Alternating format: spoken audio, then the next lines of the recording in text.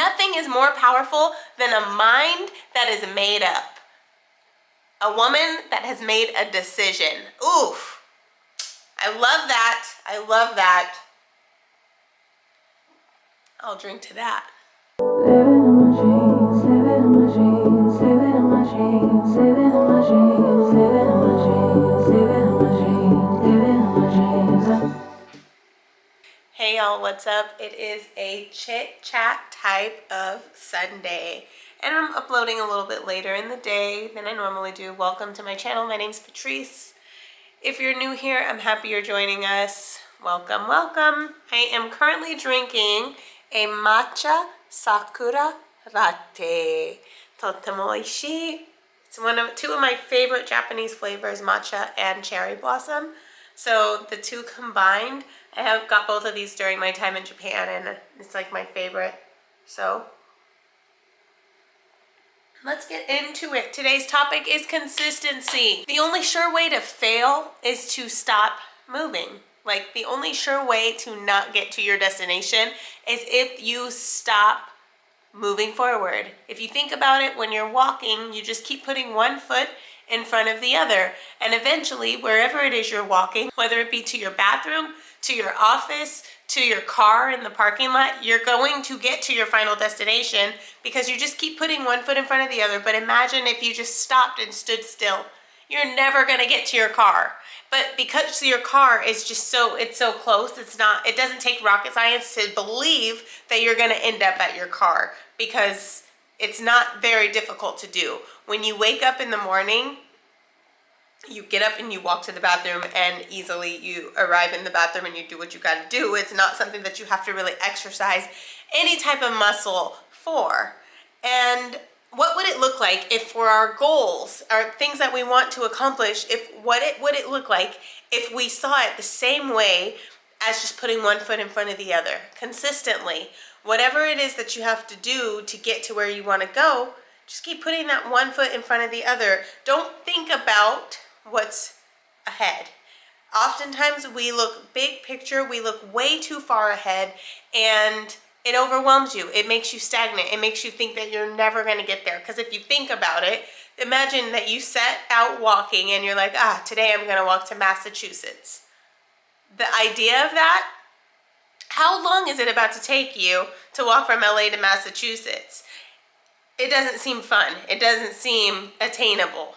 But if you think, I'm going to just walk from here to my car, it's a lot more feasible. And then you get in your car and then you say, I'm going to just drive over to Vegas. It's 3 hours, piece by piece. There's different ways. And then you drive to the Vegas airport and you say, I'm going to walk through this airport terminal and I'm going to get on a plane that's going to take me to Denver. You see, we're getting closer and closer with every step. There's different ways, So, I don't know, just my thoughts on consistency and putting one foot in front of the other. Thing number 2, you ever think, like, when you make a decision, when you decide to do something, it actually does get done. Example, when you wake up in the morning, you decide, eventually, you're going to sit up. And when you sit up, next thing, you put your feet on the ground. You decided, I'm going to stand up now. And then you stand up. And then you decide, I'm going to open the shades. I'm going to open the blinds. And the blinds get opened. It's like when you make a decision to do something, it actually gets done. You are just one decision away from getting everything that you want in your life. If you think of it this way, it's mind-blowing. To me, it's mind-blowing because it's as simple as just deciding. It's just making the decision. Nothing is more powerful than a mind that is made up. A woman that has made a decision. Oof, I love that. I love that. I'll drink to that. So if you think about little small decisions, and then you put it on a different perspective, what decisions are you making daily that will take you to the direction that you want to go in your life? What are you doing daily? Do you want a fit body? Are you deciding to eat healthy? Are you making healthy food choices? Simple. What is your decision? Did you really truly decide to do it too? Because if you decided to do it, there's no reasoning with something else that's not that. If you decided to eat healthy, you're not gonna eat the donut. You're not, you know? I'm talking to myself on that one because I love me some donuts. That's my kryptonite. Yeah, so think about it. What decisions are you making? Because I'm definitely thinking about it for me. I know that I have the talent to dance. I was a dancer for many years, and it's crazy because when you're not consistently using something, you lose it. That's with anything. When you're not practicing, you lose the ability. And in my mind, it was always so easy. It was second nature. I could pick up the choreography, I could do it, but the physical aspect of it, y'all, I was not working out. I hadn't worked out in a long time. I was just going through the motions of my life, and I was doing New York Fashion Week with one of my best friends, and he had a dance portion in his show. And immediately, it was just like, oh, Patrice, you're dancing. And I was like, bet, I'll be there.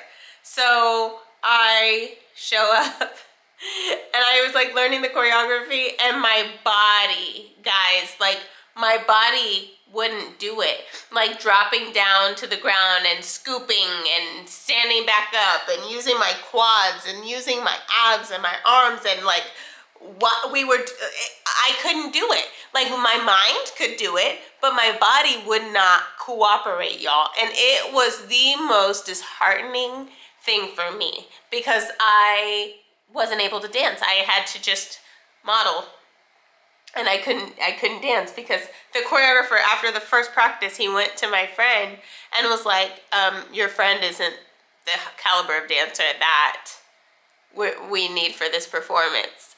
Ooh! No, he didn't know me. He didn't know me. And I did have a conversation with him because I told him, I was like, I know I'm out of shape. I know I am. But it was a valuable lesson for me because it really taught me, yo, you got to stay ready. Stay ready so you don't have to get ready. In anything that you're doing in life, if you are exercising that muscle, if you are using that craft, when the time comes for it to count, it will pay off. It will pay off. And the time is going to come. Don't you worry about that. It's going to happen. It's going to come. But will you be ready when it does? Will you be ready? That's a $1 million question right there. Because if you're not exercising, if you're getting discouraged, if you're looking behind you, there's a gnat. I'm so over gnats, guys. Over them. I call them Natalie's. She can't sit with us. So I look at everything that I'm doing now as preparation for when the day comes. I don't know when it's coming, but I know with everything in me, if I keep putting one foot in front of the other, it's going to eventually, whenever that day is. So you got to make sure that you're ready when that time does come.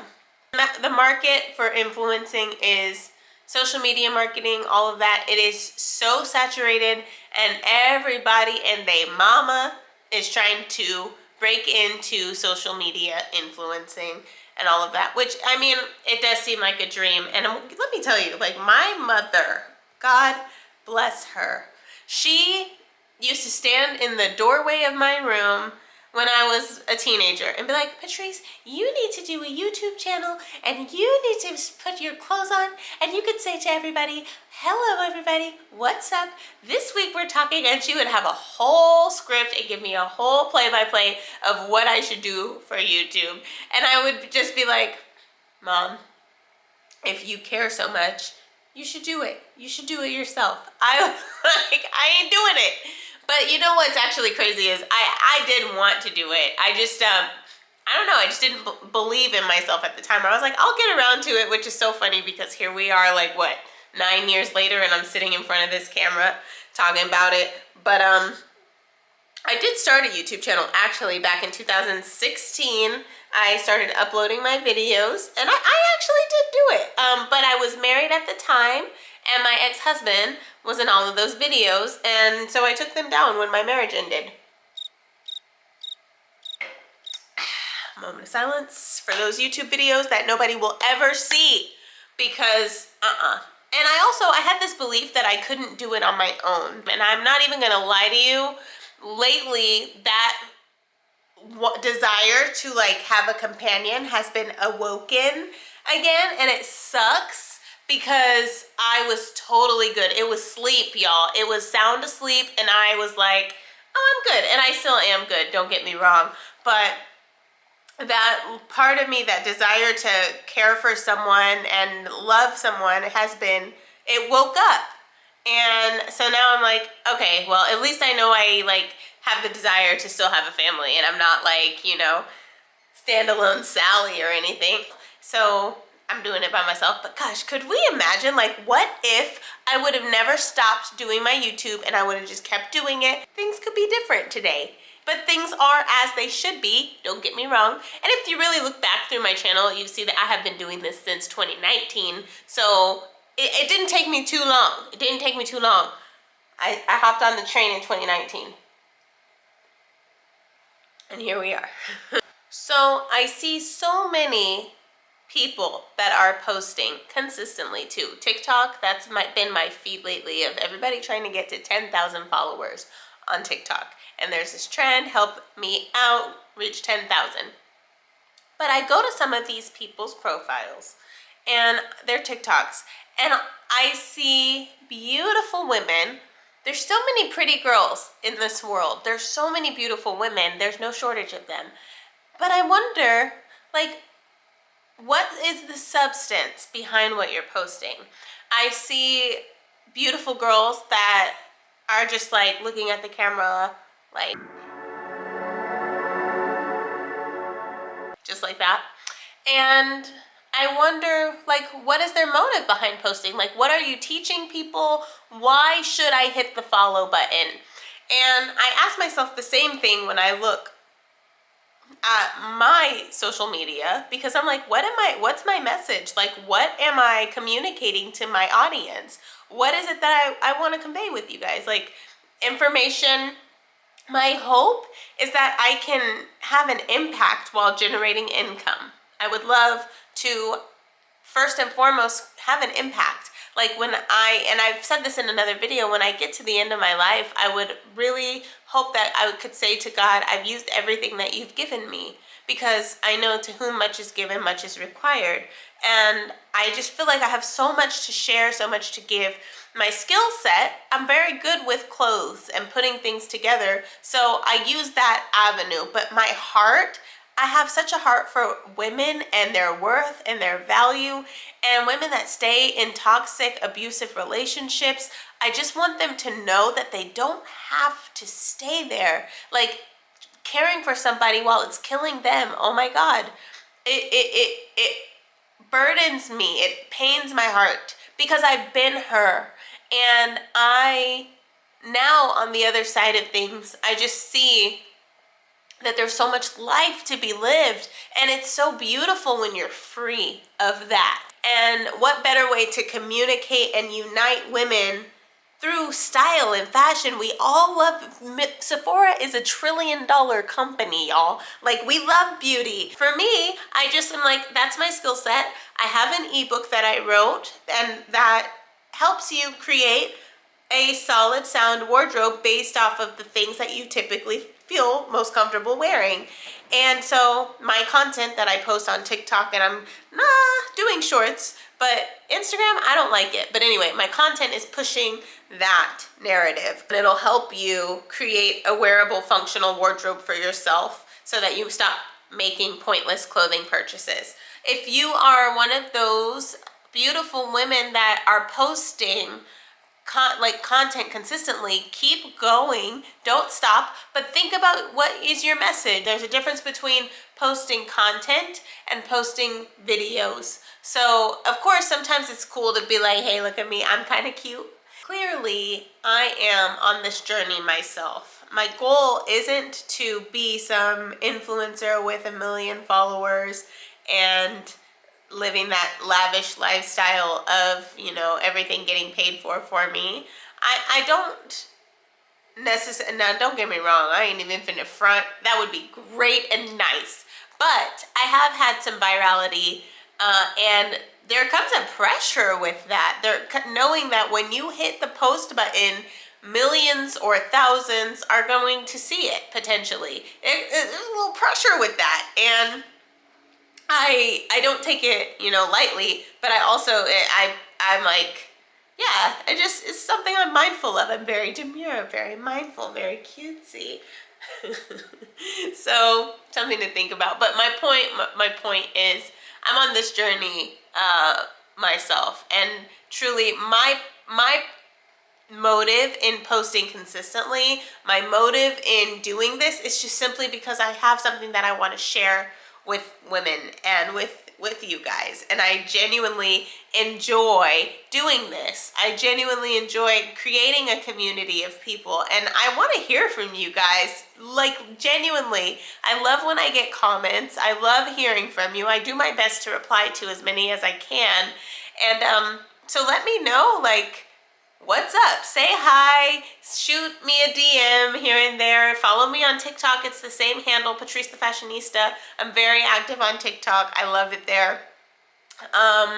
So yeah, but I genuinely do. I hope to build a community with you guys, and I really appreciate you guys for watching my videos every week and giving me those thumbs ups and those likes and shares, and subscribe if you haven't subscribed already.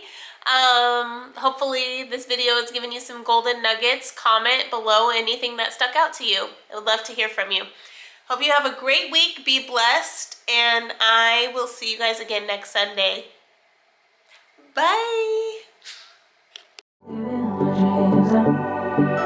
I had a dream last night. Did everything I never do in